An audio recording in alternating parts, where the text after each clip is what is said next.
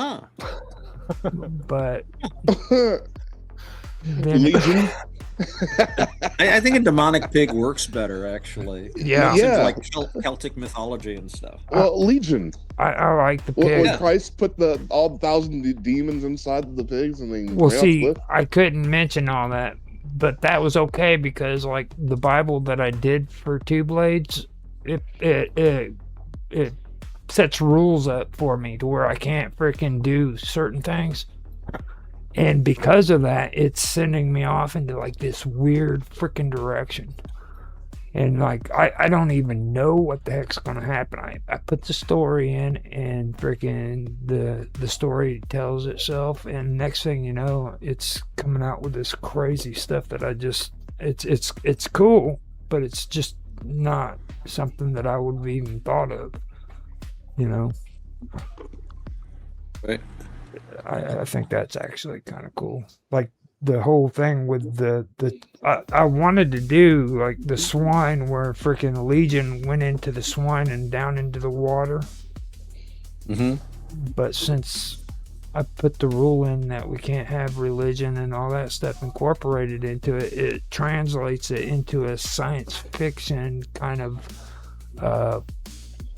fiction kind of version of it with yeah, you don't want to get too specific. You want to have just a general mythic kind of a feel to it. Mm-hmm. And so I think they can relate to more things in the person's experience listening to it that way. Yeah. It's a very powerful image. I thought that was really weird how that worked out, like that pig, and then I had to have the one that we did recently. It was what was the harrowed field, where the pig actually was the field. It was a possessed field, and it reincarnated from a field into a pig. And that's where the pig came from. And this goes all the way back to what do they call that again? Pangea. Yeah. So it was a harrowed field during the time of Pangea. And that's where the whole coffee bean thing comes from. I was just thinking on the grounds of Terry Pratchett. He wrote a lot of things that were related to religions and religious sects, but he never actually, he's always fictionalized them, or they always sort of describe them as Hey, Roger. Oh. Well, how about this for a storyline? It's sort of like a demonic strikes whip. You got like the spider that's doing like these archaic ruins in his webs, and the farmers think as the pig's doing it, and so they're abusing the pig every time there's some demonic thing woven into the web. And then something else can happen after that. I don't know. You have to do something with that.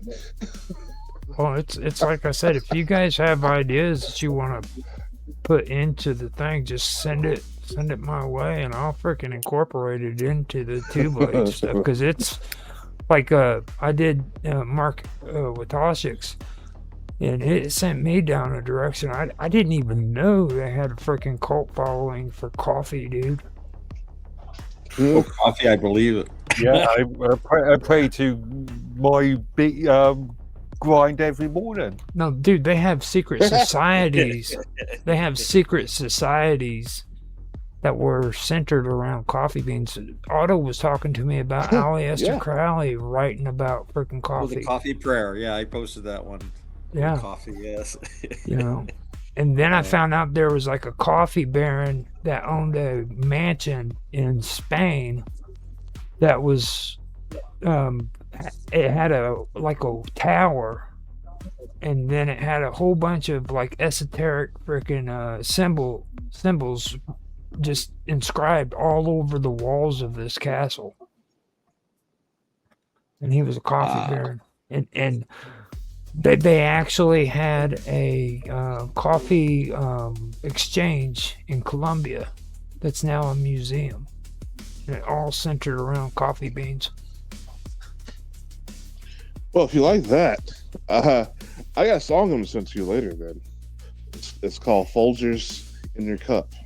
Ah, You're gonna love He's gonna send me. I found the coffee prayer here. It says, "O coffee, by the mighty name of power do I invoke thee, consecrating thee to the service of the magic of light. Let the pulsations of my heart be strong and regular and slow. Let my brain be wakeful and active in its supreme task of self-control, that my desired end may be effected through thy strength, Adonai, unto whom be the glory forever. Amen without lie, and amen of amen." Yeah, he took it seriously. Yeah, that's actually pretty crazy. We better You know, watch. I was thinking of something Mark was saying about Terry Pratchett using, he talked about religious ideas, but he would come up with these fictional religions, which is, that's a pretty respectable way for an author to talk about things. But one thing that struck me about that was he pointed out things. One of the things he talked about with these priests of these religions, based on the European pagan religions, is you had them wearing like big rubber overalls and galoshes and gloves, because the priests were basically butchers in the classical world. I mean, we think of a priest as somebody that is, a guardian of divine wisdom, someone that you might go to for help and advice with spiritual matters. But they were basically, it was formulaic. You chop up the animal for the gods, you give the gods the thigh bones rolled in fat, and you distribute the meat to the rest of the community. And as I've often pointed out, a sacrifice back then meant a barbecue and a redistribution of wealth. For people very often whom would not otherwise have a chance to have that kind of protein in their lives. So it wasn't a sophisticated view of religion, I think, that we tend to have now. And this is something that, getting back to G.K. Chesterton pointed out, was one of the things that led people to change their religion. They were looking for different answers. And that's why, in the late imperial period, people were looking to the mystery religions, Mithraism, the Isaiac mysteries, by which, of course, I mean the goddess Isis, not the prophet Isaiah, and so forth and so on. So, May I but ask which Pratchett show points are that we doing right now? I thought we were going to do the Book of Enoch, but I think it's just a general Are we just catch-all. riffing? Yeah, we're postponing the Book of Enoch because we want a more intellectual crowd to be here. That is, Yeah. We're going to lose Okay. some riff and just have a few that are more intelligent. Okay. I mean, we gotta be careful about the people we invite to such a high. Because I want to talk about highfalutin. angel rape. No, Angel no, rape Yeah, no, is exactly. awesome. That was, we had that in mind, actually. no. Oh, shit. Be involved in this. See, that's the reason. That right there is what I'm talking about. That's a separate show, I think. I mean, that's this. I mean, Tan's just not gonna put up with that shit. He, I mean, the he's talking in the about- movies, they're smooth down there like Ken dolls, but he's they talking were about like apparently packing some heat. he's talking about like trying to set a professional freaking presentation up and talk about it and everything, and you're wanting to talk about angel rape and shit. You know what I mean? My God. That could be the name of your band, V. Angel rape? Oh, man, that's awesome. Now you get up on stage. We are Angel Rape. Well, the messed up part is he knows a dude by the name of Angel too. So freaking Oh, Yeah, that's God, interesting. That's a that name gives it item. a whole different connotation. yeah. I think he'd be getting a real quick Angel and message. his brother Jesus want to talk to you, man. Yeah. They're not happy with you. He is Cuban too, by the way. That's the bad part. Oh my Wow. goodness. But yeah, we're going to postpone that because Tan said he was wanting to do some more research into it and everything, and I'm going to see if Vicky will come in and be a part of it too. And Vicky really enjoys doing the whole thing about the Book of Enoch, but she's real shy. You know what I mean? So You think? Well, yeah, she's a lot shyer than what we are. Maybe. Well, It's not difficult to do. and Can probably doesn't want to have nothing to do with us now after this conversation. Yeah, I noticed he dropped the freaking video. I'm back. Wait, but I missed what you was saying. Why would I have not want to have anything to do with you guys? You didn't hear this? You missed No. the angel rape part. Yeah, the Oh, were talking in the about book of Enoch? no. We were talking about that, having a high level discussion of the Book of Enoch taken very seriously, and we weren't doing it right now because we wanted to make sure that the right people who would address this in a serious way would participate. Yeah. Of course, me Yeah. immediately brings up angel rape, and I'm like, yes, exactly. That's what we were talking about. Yeah, see, Limiting the discussion on certain. it's like God, man. It's Can't take him anywhere. I mean, seriously. That seems to be the most talked about part of the book, even though it's See, it's topical. there's a lot more in that book than just Yeah. that little thing. Yeah. Well, see, if you really want to get into the bad stuff when it comes to a lot of that stuff, you should read about freaking Eve, okay, and in the Gnostics' take on Eve. Like, Eve isn't actually the first version of Eve. The first version of Eve was actually raped by the freaking fallen angels. They had some Lilith. wild ideas. I don't know where they got some of this stuff from. It gets really, really rancid, is all I'm saying. Like, I don't know if you've ever heard of the rape of Eve before, but it's Oh yeah, Gnostic tradition. Yeah, Eve got raped by the archons who wanted to know her, right. and that's why you have people. So she had children by the archons and by Adam. Those who had children she had by Adam all have souls, have sparks. Those who were born of the archons still looked human. They weren't Nephilim, but they have no souls. Soulless. Yeah, in Gnosticism. Yeah.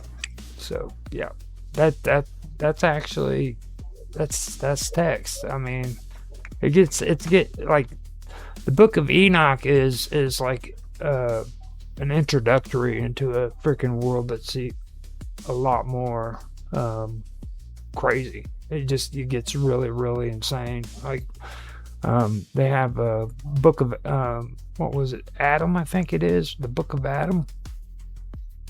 Yeah, there are all kinds of books. It's I think it seems really odd and weird to us because I think a lot of these writings, and I'm no expert on this, but they represent part of a continuum of folklore traditions and religious traditions that they were, I think, trying to syncretize into the new faith.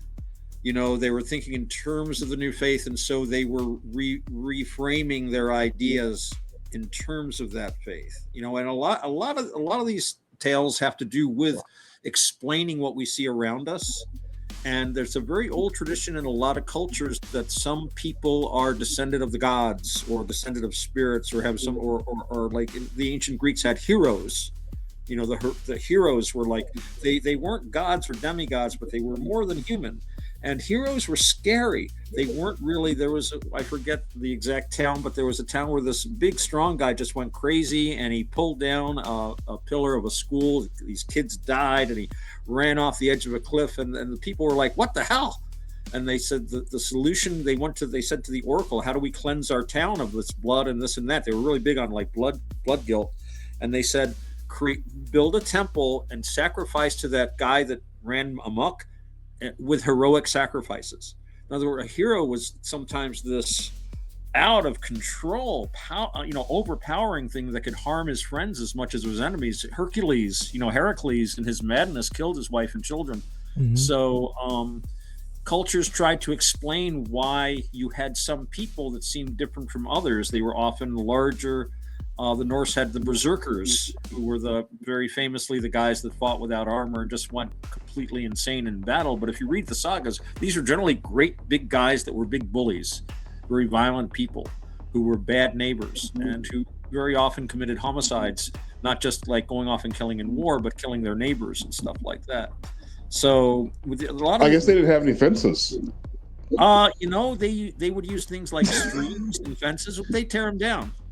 Yeah. They say a good fence makes a good neighbor. Yeah. If they respect the fence, Well, they took pride in their walls too. You see, and that's the thing that a lot of people don't realize about ancient history. Like when it came to like city worship, people honestly, that's what the Babylonians that they loved their cities more than they loved anything else. It showed the grandeur of the human, you know what I mean, human beings, and they took pride into their cities and the walls that they built around them. So during the time of the ancient times, it was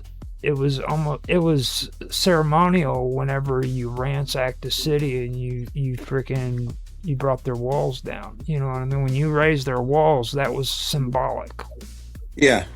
The walls defined a place. The Romans had something they called terminus est. This is the line. They're very big on borderline conditions. And of course, I was talking the other day about the Romans every year would have, or I think it was like every 4 years, they would do a sacrifice to rededicate the walls of Rome, where literally hundreds of cattle, thousands of sheep and goats and stuff were killed. The whole city feasted for days, but it was also seen as very important to reconsecrate the walls, the boundaries.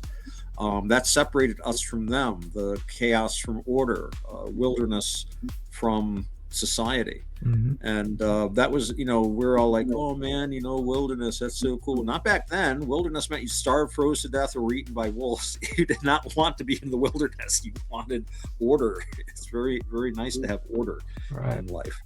And see, that's why the walls of Jericho was very important in the Bible too, is because that's what that was a representation of. It was the fall of the walls of Jericho and the symbolism of how they walked around the wall and they played their trumpets.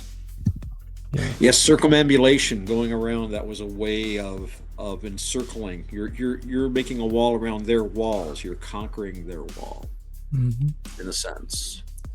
For some reason, I can only picture Jason Biggs from American Pie dancing around, tooting on his horn. There you go. So I was thinking of a story about a guy about fences making good neighbors.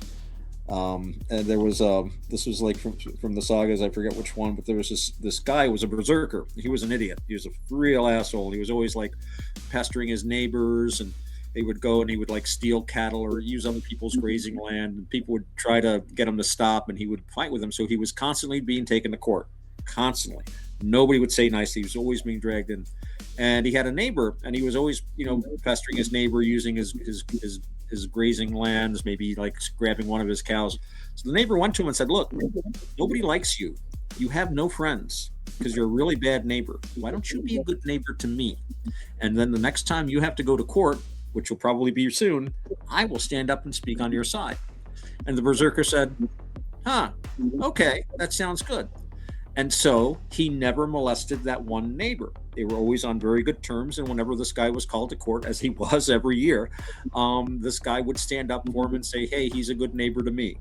And he could say that honestly, and it got the guy out of a lot of trouble. Well, the guy was getting old and he was dying, and he said to his wife, look, you better sell this land the minute I die, because I'm not going to be here anymore, and this guy's going to become a really bad neighbor again. And our only son is a useless coal biter. And their son was what they called a coal biter. Coal biter was a guy that he just wanted to sit near the fire all winter and all summer. He didn't want to go out and do anything. He didn't go out and fight. He didn't take part in anything. He was just this kid. And he was kind of like the kid today that's 40 years old and just wants to play video games in the basement.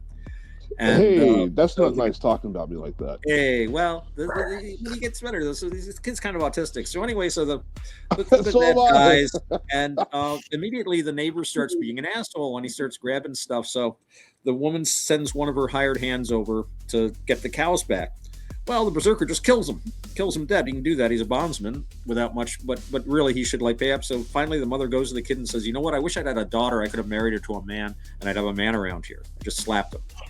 Well, the guy suddenly woke up, and this was a real autistic guy. He didn't behave like Norsemen are supposed to. He just went over to talk to the guy. Didn't bring a weapon or anything. Just went over and said, "I want you to, I want you to give us our stuff back." He's like, "Nah, it's mine now." He says, "No, I want you to." No. So the kid just picks up a shovel and kills him. Just kills him dead. Boom, right there. Walks back. And that was his mark from then on. And when he got home, they were like, "Wow, you're a Dranger. You're a man. But you know what? You're an outlaw now, too. You better get out of town and stuff." And that was his story. He'd go somewhere and he'd be like really quiet. Nobody would mess. And then they start making fun of him. And then he'd just come out of nowhere and just become this killing machine. It was funny because eventually he got outlawed and he went and this was like, they didn't have movies. This was like their version of sitting and watching the Terminator. So he goes off and he builds a little wooden fort somewhere in this remote fjord, and his enemies finally track him down. They're going to attack him and kill him because he's killed all these guys. People are mad at him, and they're trying to burn his place down. And all of a sudden, water starts spurting out of the walls. They're like, "Oh, it's magic!" So they leave and they talk to this guy. Smart says, "You know what? Listen, I bet there's a spring behind his fort. Go and see if there's any pipes, cut them off. That's what's happening there." So they go, "Aha!" So they go back and they besiege him again. They try to set the place on fire. The water comes out, but they'd gone behind the fort. They found the water pipes and they cut them off.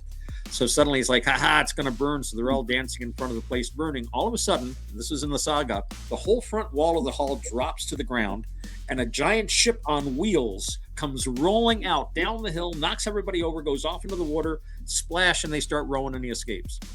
I've never heard of anything like that before. 20th century movies of something like that happen. And I just imagine all these Norse guys sitting around a fire like late at night, envisioning this giant ship burning, going through this fire and rolling people.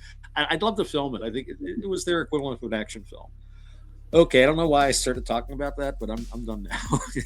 Well, I didn't know you had such prejudices. Well, you see the autistic guy, don't trust him. He suddenly grab a shovel and start, You're totally describing me right now. I feel naked. You need a shovel. He probably is. Or something. He probably, don't listen to him. He probably is naked. That's fine. Yeah. Oh, that's the part you want to focus on. Being a potential serial killer here in the future. Roger, I got a little secret for you. Roger, underneath our clothes, we're all naked. We're all naked. I've been trying to be honorary with Naroki about Canada and about the cannibals that are there. Jeez. And It says Canada doesn't mean it's cannibals. There he goes again. Country came from. Last night, I finally was able to pull up the goodies, dude. Like I found information of some of the cannibals that were in Canada, and I found out that a guy was a cannibal who ate another person on a Greyhound bus. Oh my God! Well, that's Greyhound. That could have been anyone. Any nationality would be a Greyhound. No, okay. Keyword Greyhound. 2 keywords: Greyhound bus. Okay, like if you're gonna eat a human, you would think that you would do it in some personal private area. But no, like a Trailways bus, yeah. Was it a disused bus, or was it actually a bus that was taking people, ladies to? Wait, are you talking about this Asian guy that just murdered somebody on a Greyhound bus? He was eating didn't actually eat him. I heard he was eating them. Well, you would hear that. I mean, What's his name? His last name was Lee, L-I. Yeah, no, he didn't eat him. Jeez. Yeah, No, I told you, Roger. please don't eat people. Canada doesn't mean it's cannibals. It's just cannibals. Conspiracy. Well, I mean, it just, word is that he was eating them. But oh man, this was a new story. There's no way that somebody could just Maybe he stole a sandwich or something. Somebody type it up. Google it and Yeah, see. how was he eating? What, he was just sitting there with a pot of wine, some buffer beans. Well, I mean, you got me. It's like how I wouldn't. It probably isn't cannibalism because Tim like McLean, Tim McLean, McLean. yeah, Tim McLean was the guy that got killed Oh, jeez. by that Lee guy. but they didn't. He didn't eat none of them. He just. I'm gonna have to apologize to Naroki, I guess. I'd be like, Well, you guys don't bother fact checking each other? not on the red pill, dude. We don't do no fact checking on the red pill nation, dude, at all. It's like that's like one of the most hardcore, softcore, freaking. Okay, this is what I'm seeing here. I just asked the LLM. I said, "Are there more cannibals in Canada than other countries?" And it responded, "There is no evidence that Canada has more cannibals than other countries. While Canada has been associated with high-profile cases involving cannibalism, and here's the big one, such as Vince Lee, who murdered and partially consumed Timothy McLean on a Greyhound bus in 2008. These are isolated criminal acts, not widespread practices. Cannibalism in Canada is not a cultural norm." I would disagree. Yeah. But it is. AI is dumb. But in legal terms, cannibalism itself is not explicitly illegal in Canada. What? However, the acts that typically precede it, murder, assault, or desecration of a body, are serious crimes. The absence of a specific law against eating human flesh does not imply acceptance. It reflects the fact that such acts are already covered under broader. Which AI is this? So This is if a body is already Brave. shut off, So Fire. whatever Brave uses. let's say somebody had an accident and they lost a arm. It's illegal to actually just pick up that arm and start munching on it.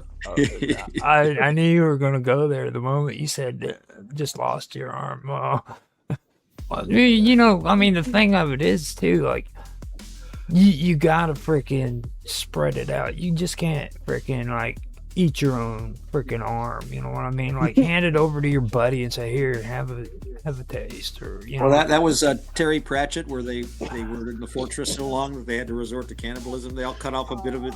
It's like, well the guy's going, "Oh, it's like, well, we didn't eat our own. That would be weird." Hey, Eat each other's. It's like, no, you don't eat your own leg. You know, you give just your leg. hand it to somebody else. Yeah, just pass it around. We were talking about that earlier. It's like, that's bad taste to be eating your own foot or eating your own leg. Like, I think they each took a big hunk out of their butts or something and passed them around in the story. I forget. I read all those There you go. books at one time, but I don't remember which was in which. Yeah, get the most useless part of your body away first, right? well, remember we were having this conversation because Eating some ass. Tan seriously thinks it's a good idea to drive up to the Blue Mountains during a freaking snowstorm. As an Oriental dude in Canada, that is not a good idea. I wouldn't want to drive anywhere in a snowstorm. I dislike snow more and more. I've gone to worse places than Blue Mountain. I went up to Quebec City, right? Mhm. Near the edge of where the native people live. So yeah, that's. Well, tell us about it. Look out for the Wendigo psychosis. Well, that's that was the whole deal behind like the cannibal thing, because like people don't really understand, like, the Wendigo is probably the evilest of all of the entities if you stop and think about it. Like, it's all about I don't know of any other darker deity, I guess you could say, entity, whatever it would be. Like that's pure hunger. Back to this Vince Lee guy. So the story was back in 2008. I didn't follow it to the end. I'm curious This is what the AI on what did he Reeves say? said. What did they found out about him? He must have been like possessed. Something. No, I can tell you a scarier story than that when it comes to cannibalism if you really want to hear about it. But like there was a situation that happened where a guy actually volunteered to be eaten by another guy for money. And he What? yeah, and they In Germany, yeah. Right? How's he gonna spend the money? well, I don't know how the finishing part was to it, but the guy went to his house. They set it all up and negotiated it on the internet, and he went to his house and I guess he poisoned himself so that he would die. And then after he was dead, the other guy was eating his freaking body. Oh yeah, I'm And reading then- this. He was barricaded on the bus until the RCMP grabbed him the next day. Yeah, but then he's diagnosed with schizophrenia or something. But then what happened? What did they do with him after? So they put him in Oh. jail. But I think he needs to go to an insane asylum for the rest of his Yeah, life. yeah, Personally, yeah. I can't see him ever coming out. I would hope not. But yeah, So what I'm did looking at here, it sounds like he basically took over the bus, displayed the severed head to horrified passengers. he out. he beheaded the poor guy, and then he he held the head and pranced around waving it to people. Can't believe they left him in the bus overnight. I mean, They're trying to. It's it's overnight? Manitoba. I don't It's know about Manitoba, that. I guess. It's like, you know, where do you get help? RCMP would have arrived, and I mean they were chasing the other passengers in the bus, so they were probably scared for their Yeah. life. But so the cannibalism would be more like trying to dispose of the evidence. If he was there overnight, he was probably trying to think of a way of getting rid of the body, and there's only one logical way of doing that. Ooh, they said they released the guy What? in May 2015. He later changed his name to Will Baker. He was granted absolute discharge in 2017. What? And his mom said his mother said it was a bad idea to let him out. So we yeah. Well, wasn't there like some rich Asian guy who ate someone? He was in a different country, but because his father was so rich, he basically got like 1 year in jail and then released to be totally free. I I think Idi Amin used to eat people. Man, I'm telling you, this that is guy that was that French Foreign Legion guy that took over he created the Central African Empire. He supposedly ate people, but he was a nut. He was like a corporal in the French Foreign Legion or something, and he managed to have a coup and take over the whole country. Covered his chest in medals. well, you heard And the about French recognized him because he had all these diamonds. Yeah. he was sitting on a diamond mine. well, you heard the story behind the first recorded serial killer, right? It was Cain? it was in the Middle Ages, and he was actually one of the generals for frickin' Joan of Arc. Oh, Gilles de Rais, yeah. If he actually did that, I don't know. He was accused and found guilty, but I think there were political reasons for him to be killed as well. But yeah, he worked with Joan of Arc. She was kicked butt, man. She was getting ready to lead a crusade and to defeat the Hussites. You know, the proto-Protestants and stuff. It's like, once we take care of the English, we're going over to Bohemia and wipe these guys out. Well, she was the first one to get. She got Paris to open their gates. And that was the big deal right there, because Paris, for the longest time, wouldn't allow anybody in. They were really, really. Well, I don't blame them. They're surrounded by French people. Yeah. Yeah. Exactly. You know, I Yeah. wouldn't like. Now, Britannia is what you guys were talking about the other day. I remember doing research on that, and I keep forgetting to mention that, but that's actually an interesting story there too. Like when she was trying to unify France, Britannia was the one that was really strongly controlled by the Catholic Church. And England had their hands into it too. They actually controlled that area at the time. And Which part of France? Britannia, that would be the northern part. Oh, Brittany? Brittany, Yeah. yeah. Yeah. That would be the Brittany, yeah. So it's like that right there is actually a good. Yes, the Angevin kings really wanted to unify France under their rule. Yeah. I don't think the French saw it as unification. They had another attitude to that. Well, they had to trap Joan of Arc, and that's how they did it. They had her admit publicly that she felt that God had spoken to her. And then burn as a witch. Mm-hmm. Well, then if she claimed that she was getting direct contact with God, then that would show signs of witchcraft, and that's how they were able. Yeah, it was heresy because God does not talk to women. Mm-hmm. Well, I think she. Again, I'm not super conversant with the case. I do know that they did have her examined by theologians. I mean, they considered her claims. Obviously, the English were going to have a kangaroo court over her because she was nothing else an enemy general who had caused them a great deal of harm. There was a great deal of animus against her. I don't know if she's. I'm trying to remember what she actually said about her visions. I don't know that she talked to God directly, but I thought like there were angelic visitations. She could have spoken to Our Lady, but I thought it was angels that she was talking to. Of course, that's not too far removed from talking to God. I mean, I forgot which church it was in or which ruins it was in, but it was the one where she received her sword that was supposedly hidden in back behind the or no, it was buried, I believe, in the soil, and she like wiped off the dirt and everything. It was laying there on the floor or in the ground. Right. And she said that she had well, back then the French, when they prayed, they didn't say words in their prayers. They just sat there quietly and waited for, it was kind of a form of meditation.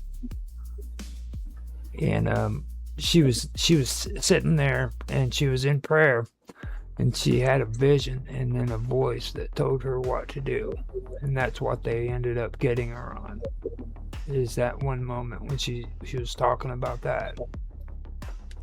So I don't know for sure if she said that she had talked to God himself or Jesus or anything, but I know that was the part that where she got where they considered her as being possessed by the devil or something, or possessed by. Well, she certainly felt she was under divine guidance, and her political opponents certainly felt that she was under devilish guidance, I guess, the opposite of divine, or at the very least deluded. So, but again, I think her sentence was pretty much predetermined. They weren't going to let her go.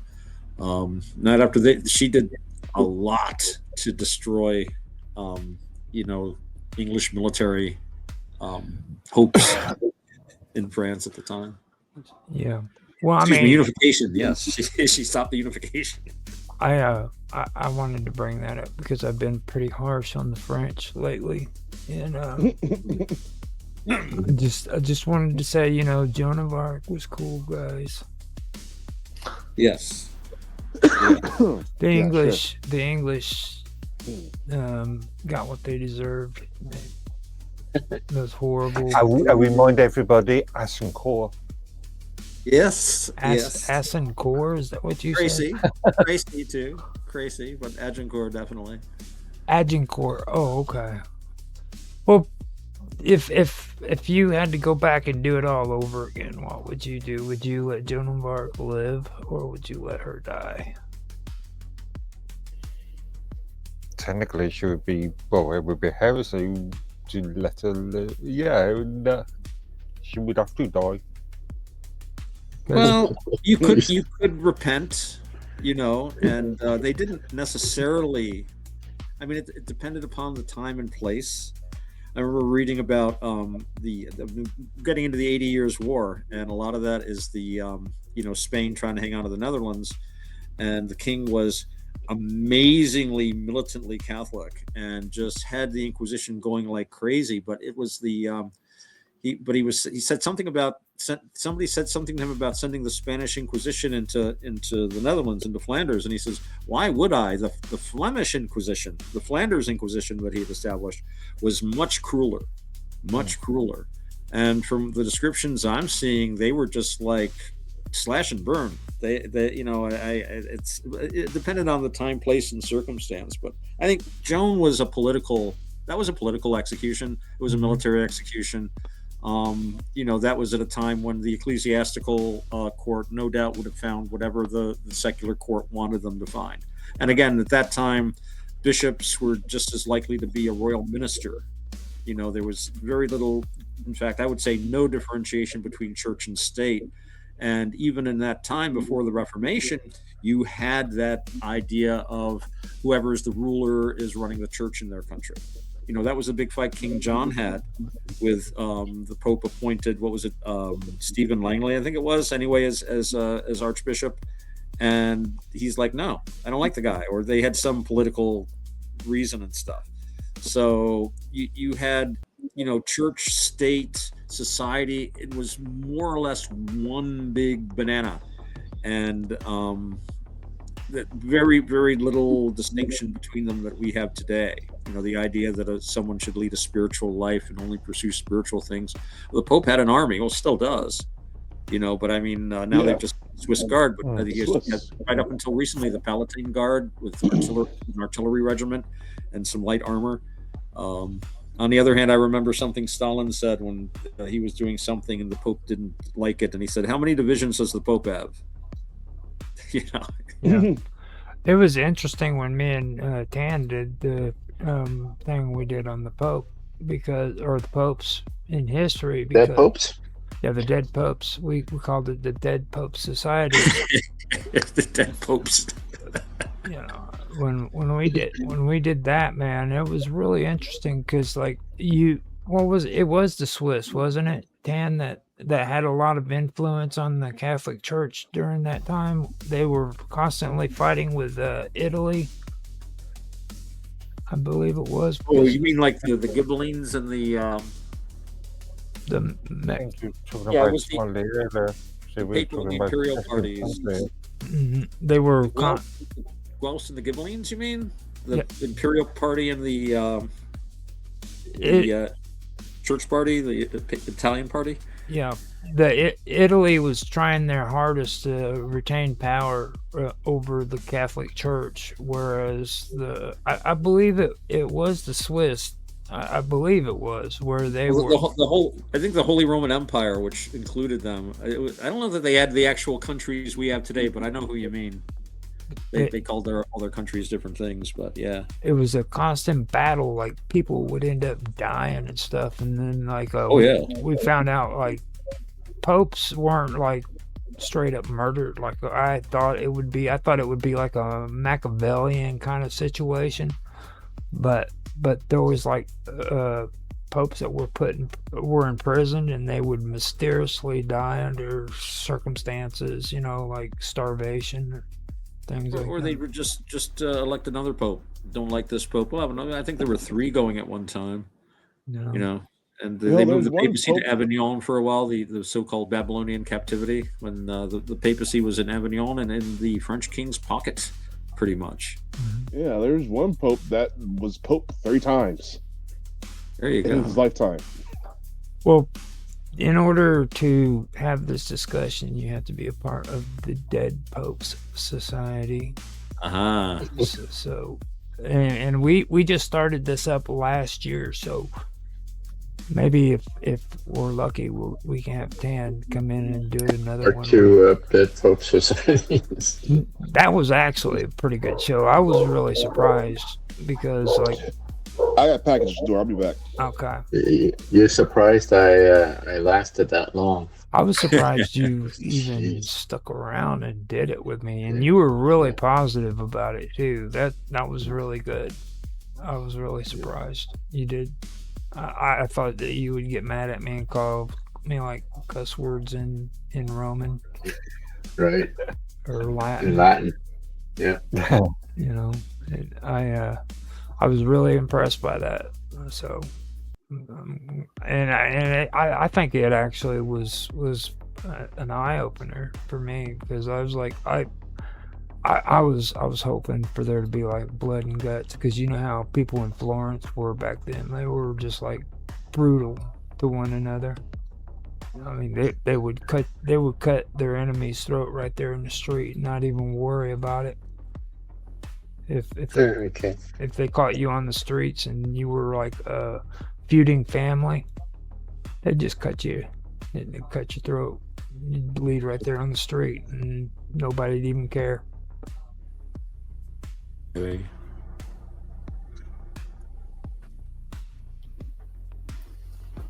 Everybody got quiet. Yeah, It no, I was did. just thinking your time frame may be a bit out. A century or two. What was it? Well, no, hold up. What were they? The Maccabees or they were the bankers, the real powerful. Medicis? The Medicis. Yeah. Like if you go back and you do you start checking out some of the stuff that happened with the Medicis, okay? Those guys were ruthless, and when you start doing research into like, especially when they were exploring the new land, I guess you could call it the Americas. These guys were vicious. I mean, they had a lot of money and a lot of interest tied up into exploring the new world. In that case, yeah, your timeline is correct then. You know, These were about 15th century, so yeah. And that was after. No, actually, That was after what me and Tan were talking about, and that's kind of what I was hoping to. no, your timeline is out. You're 2 centuries in front. Right. One, yeah. The popes and stuff that we covered was like about 300-400 years before all that happened. Like I think the farthest we went up is like 1000 Yeah. AD. It's interesting when you have these religious leaders that are also, military and governmental leaders. And, we talk about the papacy, and of course the papal states was a going concern. And into this day, the papacy is involved in politics to a greater or lesser extent, and all through its history, it's been involved in politics.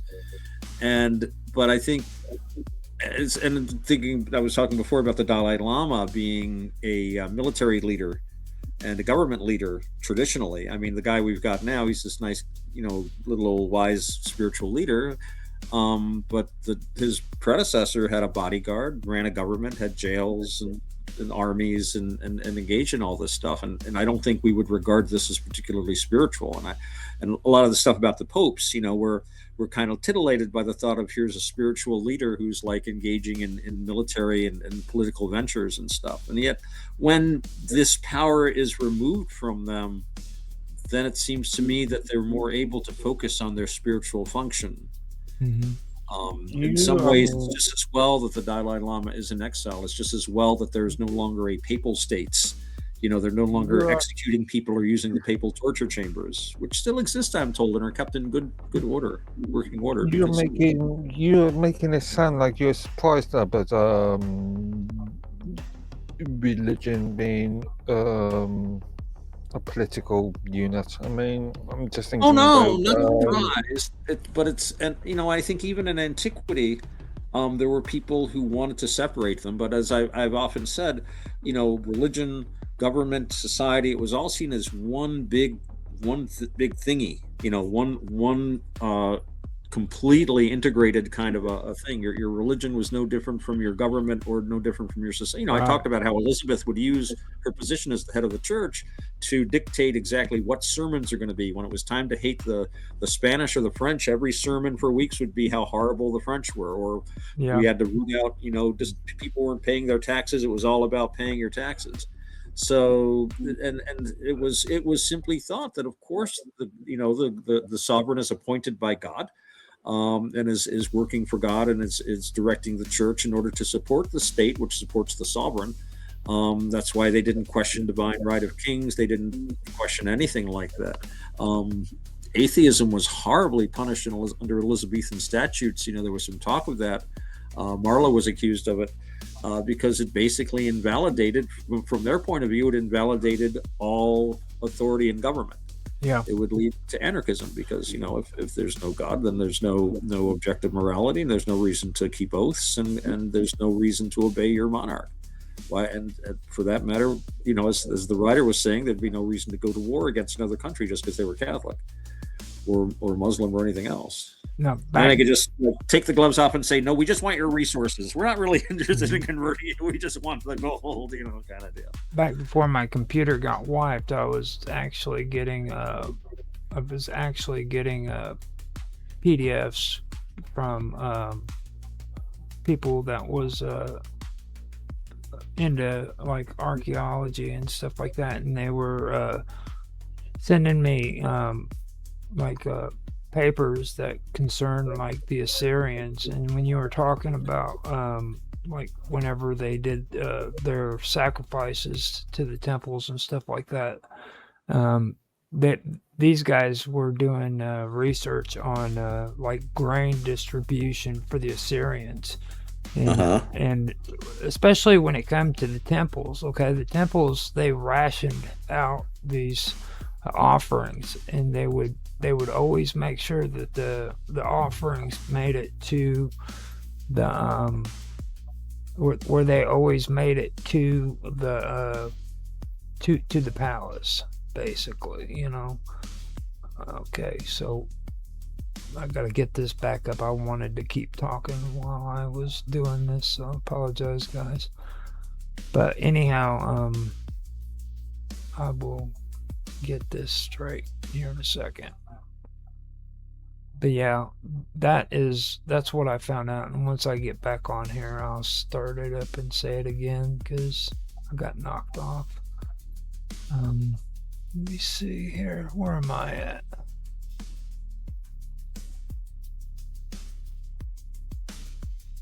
Yeah, here we go.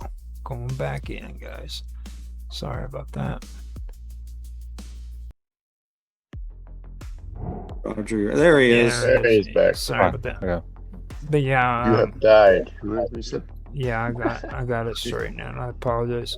But what I was saying is that they have documents of a lot of the grain offerings and the offerings of animals that they sacrifice, and they would go to the temples, and then the temples would distribute all of this stuff out to like the royal household and everything, you know what I mean?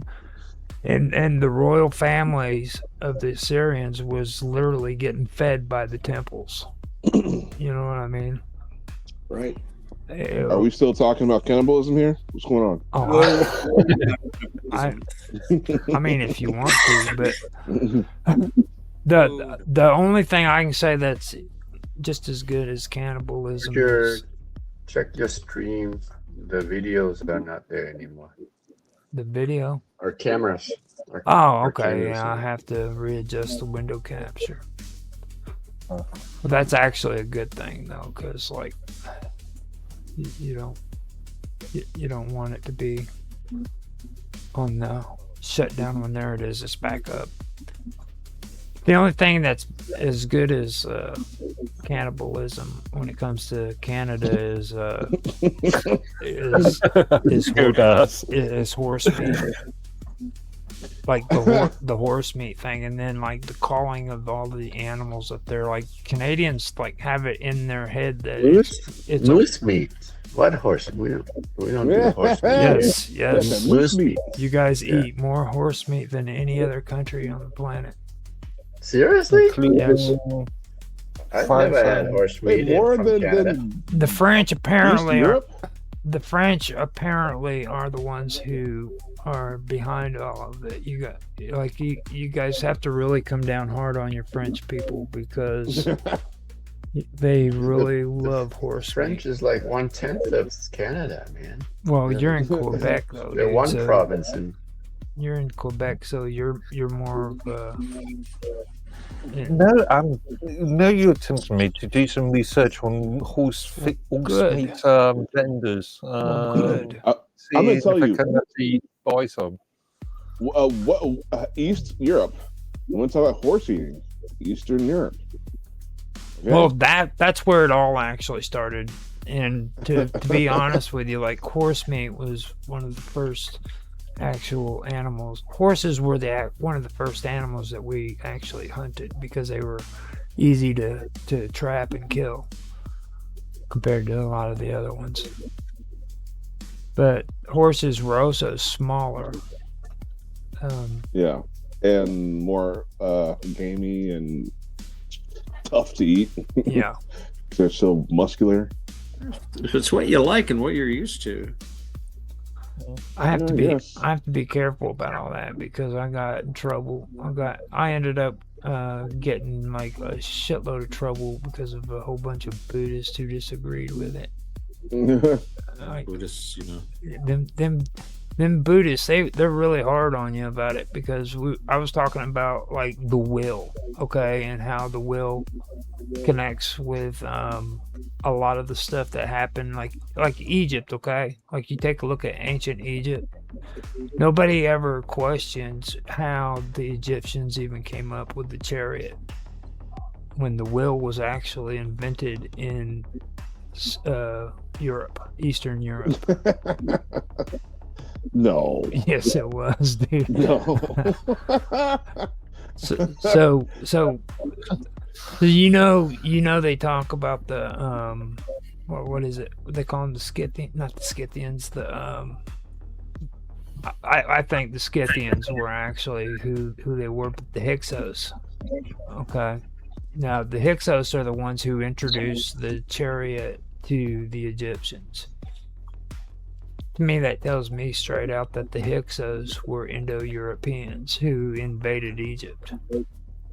Really? Yeah.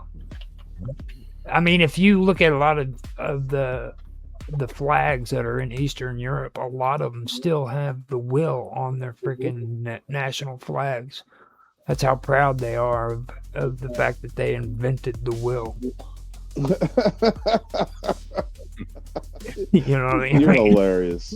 I mean, how much more freaking pride can you have in inventing something than to put that on your flag? You know what I mean? Right. It's a fantastical story there. It's the truth. The flag, the It's will, so not. the will was invented by the Indo-Europeans in Eastern Europe. Okay, well, first off, Triumph of the Will. That's a good name for a movie, you know? you didn't have Caucasians showed up somewhere around 6,000 years ago. Okay, you're the newest race on the branch of humans. The newest race. 6,000 So- years ago, dude. That was like the end of the Triassic period. Like, you know what That's I mean? what I'm talking about. No, Well, history does not go back too far. But do you look at other Well, I mean, places? it Roger, goes you're back. throwing around conspiracy. Why can't be? Right? Oh, it's not Six- conspiracy. This is fact. It's archaeological fact. White people didn't exist till 6,000 years ago, dude. That's The right. Anunnaki. It all comes back to the Anunnaki. That's true. It's like freaking. That's actually a good video. I'm glad you shared that with me because that was funny as shit. It's like, All right, Roger. I was just curious. I just looking for horse meat vendors for human consumption horse Mhm. meat in the UK, and I found a vendor. Horse steaks. Talking about Two horse meat two in a horse few steaks, episodes 250 ago. grams, £80. so you can actually buy horse meat in England. Yeah. That's- Yeah. You can buy horse In meat in New Europe, Jersey. In Europe, you can buy horse meat anywhere. Horse meat. It's a coming thing, Raj. Come on. Yeah, is horse meat illegal in Chicago? Yeah, it's illegal all over the United States. If you get Not in caught New Jersey, selling, it ain't. you get caught selling horse meat, they'll put you in prison. New Ah, Jersey. you selling People horse that meat, would but it's cross not over the illegal bridge. to consume horse meat. Now you can legally sell horse meat in New Jersey. Is that what you're saying? Yeah, I believe you can legally eat, sell horse meat in some jurisdictions, but I don't think horse meat is generally accepted or inspected or marketed. I'm sure there's laws against selling something and calling it anything other than what it is, like putting horse meat in other Yeah. things. About 10 years ago, sorry, just on this point, actually probably something like 8 years ago. I know, you start getting there was backwards. a big scandal. There was a big scandal in the UK where Yeah, I remember that. certain companies were selling thin products like lasagnas Yep. with horse meat in it, but the issue wasn't there. We had horse meat in it. It was branded. It was labeled as beef. Yeah, So it was false advertising. I bet you. Yeah. I bet you that's my is. first thought when I hear about horse meat being illegal. I know it would be considered an adulterant in any other food, and I don't think anyone would. Not too many people are going to buy horse meat deliberately to eat. Well, unless I they're think pregnant. the type of I'm horse actually- meat that Roger's talking about is just a little different. No, I mean I'm just looking at some horse meat smoked sausages that I can buy. Yes, Yes, that's not hungry. actually a Quite sausage, fun. is it? It's not that on Blackadder. Really Yeah, tempted now. he's nursing that horse's willy for us. Yeah. that's crazy, Mark. I cannot And he's believe that suspicious shit. sausage. If I did not know better, I would say it was a horse's willy. Awesome. Oh my God. It's like everybody's listening to that and getting ready to crack up. via association, the horse milk is also illegal. Oh, horse milk make hummus. That was horrible because like as he's saying it, I'm sitting there and I'm thinking he is not getting ready to say that shit, is he? Freaking horse meat sausage or All right, here we go. Here we go. I looked it up. Selling horse meat for human consumption is effectively illegal in the United States. There's no explicit law banning it. However, the FDA must inspect any meat sold commercially, and there is no USD inspections of horse slaughter facilities. Therefore, it can't be inspected. Therefore, it can't be legally sold in grocery stores or restaurants. They did that in 2006. By the way, however, 7 states, California, Florida, Georgia, Illinois, New Jersey, New York and Texas, have explicitly banned horse sales. So I'm wrong on New Jersey. I'm talking about like 40 years ago too. yeah. Imported horse meat can be legally sold. And of course, we do export tens of thousands of horses to Mexico and Canada for slaughter, where the meat is then consumed or exported further. But you cannot legally buy or sell horse meat in the U.S. for human consumption, except under those limited conditions. So I guess you have to rebuy it from Canada or Mexico or something. Well, see, I mean, for me, I think that's what sets us above the French and the Canadians and The horse-eating peoples of the world. yeah, because like you have got to be ashamed of yourself for eating those beautiful, lovely creatures. Okay. Oh, but so delicious. I was just reading something, Hakluyt's Voyages, and he's talking about they were first meeting like some of these peoples, and these were like these tartars, the cream tartars, and they're not cream of tartars, but the cream. I was saying tartar They're sauce. saying they prefer horse meat, and when they ate, they said they didn't like beef because it didn't have the flavor that they were used to. So like, the guy would come to visit the court and he would, have his riding horses, but he would bring other horses that were for food. And they preferred that to beef. They were wealthy people. They could eat whatever they wanted, and they chose horse meat because that was you grow up with anything and you think it's good. So Yeah. Okay. So there's a rumor. There is a rumor that this is real. This is a real rumor I'm not making a joke. Donald Trump, there's a rumor out there. Donald Trump fingered a horse. Oh, there's come lots on. of rumors out there. Whatever, dude. It's like, This is known as What? an assertion. This What? is known as I thought not that an was- insertion, but an assertion. what did know what? Donald Trump not I'm down finger, with that dude? one. I believe that Trump would snatch a horse by the pussy. Well, I'm just saying, what animal did Trump not finger? Oh my god, I don't want to think about that. You know, come on. Oh man, I don't know how many pets does he have. What?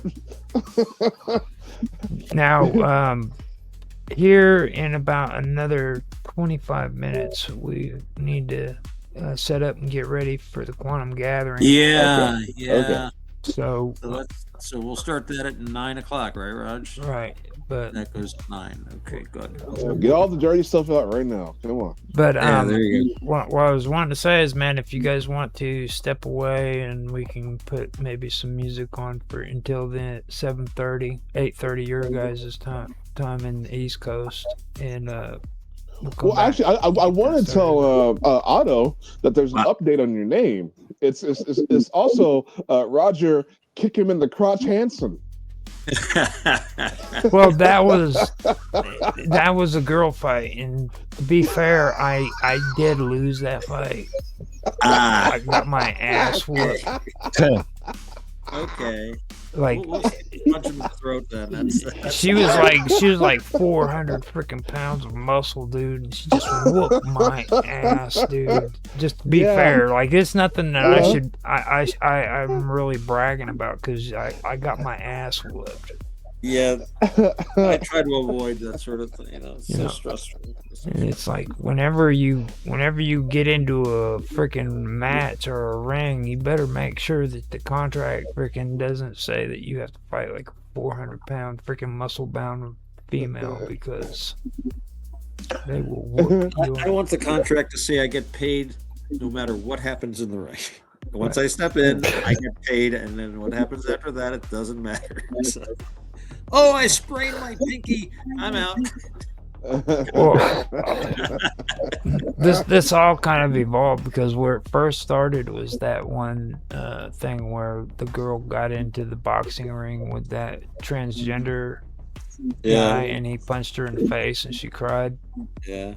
and like it just grew from that. You know what I mean? It's like, well, you know, when you sign an agreement to get in a ring with somebody who you know is freaking not a female, and then they punch you in the face and it hurts, then you shouldn't be crying about it because you agreed to do it before you even got in the ring. You know what I mean? That end user agreement. Yeah.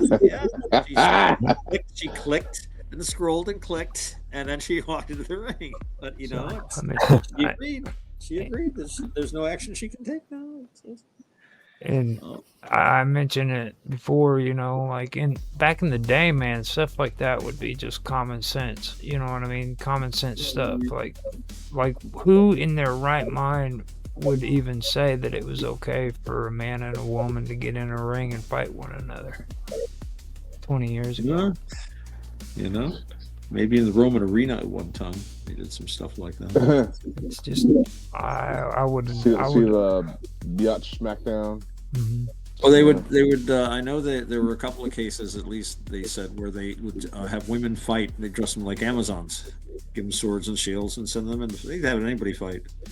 If they could have trained the lions and tigers to hold swords and shields, they could have got them to do it. If they could have, they loved watching. Well, fights. you know, in order to properly make a woman look like an Amazon, though, you have to cut off their breasts, right? Like, Well, that's not really that was one. That's sacrilegious. What in the world? That was one interpretation of Amazonas without a breast, but it's only one classical writer said it. I don't think there's any other. That was just, what do you call the lascivious detail of the sensationalizing classical writers. let me ask you a Just the question. sort of thing that lascivious monks tend to preserve. Let me so we ask get you a quoted. question. What was the capital for the Amazons? What was their capital? Wasn't it the mascara. city of Playtex? It was the island of Lesbos. Playtex was the. It was the Not the island. mascara? It was the island of Lesbos. Oh, They instead were of Patmos. Scythians. Got They it. were from the Far Got it. East, I think. Well, They the were- Scythians and the Sarmatians are. There's a story behind the Scythians and the Sarmatians. Like the whole thing with the Amazons. The Amazons were the Scythians. Right, the men and women live separately, Right. kind of deal. Yeah, I Well, remember reading that. The Notice or something.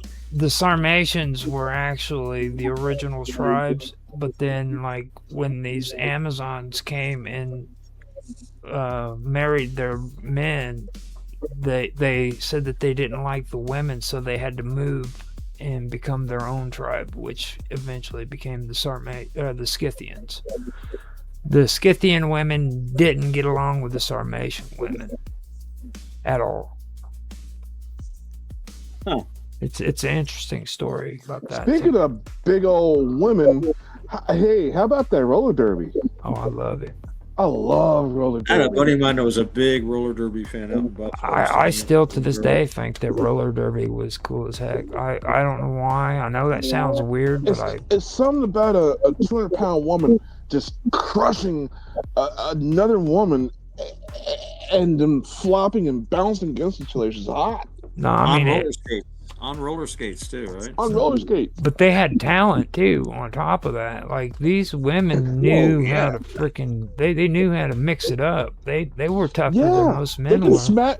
A girl can smash another girl in the face and then skate up next to you and give you your Sonic order, Hmm. all in the same lap. You know what? That's how my brain works.